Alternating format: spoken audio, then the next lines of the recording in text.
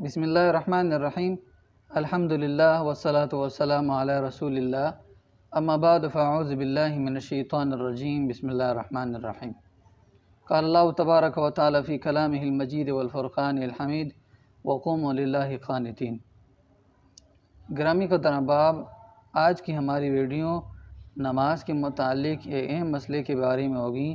وہ اہم مسئلہ یہ ہے کہ اکثر ساتھی نمازیوں کے آگے گزرتے ہیں، نماز پڑھنے والوں کے آگے گزرتے ہیں اور اسے گناہ ہی نہیں سمجھتے ہیں، حالانکہ نمازیوں کے آگے سے گزرنا یہ گناہ کبیرہ ہے۔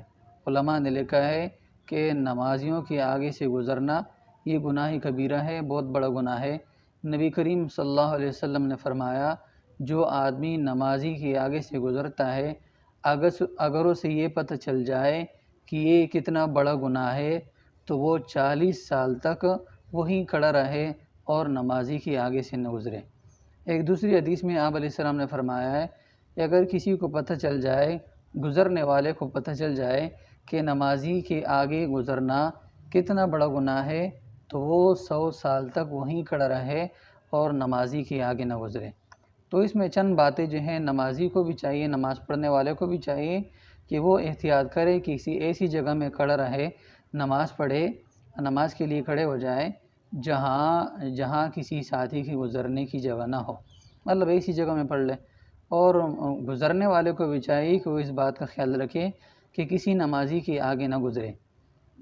3 صورتیں ایسی ہیں، 2 صورتوں میں گزرنے والا گناہ گار ہوگا اور ایک صورت میں جو ہے نماز پڑھنے والا گناہ گار ہوگا۔ کہ نماز پڑھنے والا ایسی جگہ میں نماز پڑھے کہ جہاں کوئی اور جگہ اس کو نماز پڑھنے کے لیے نہ ملے مسجد کے اندر، تو وہ اسی جگہ کھڑا ہو جائے، نماز پڑھے، اور گزرنے والے کے لیے کوئی اور گزرنے کی جگہ نہ ہو اور وہ گزر جائے تو اس میں گزرنے والا گناہ گار ہوگا۔ اور اگر گزرنے والے کے لیے کوئی اور راستہ ملتا ہے اور وہ پھر بھی اس نمازی کے آگے گزرتا ہے تو پھر بھی گزرنے والا گناہ گار ہوگا۔ اگر نماز پڑھنے والے کو کوئی ایسی جگہ ملتی ہے جہاں وہ بآسانی سے نماز پڑھ سکے تو ایسی جگہ میں کھڑا ہونا جہاں لوگوں کے گزرنے کا احتمال ہو تو اس صورت میں نماز پڑھنے والا گناہ گار ہوگا۔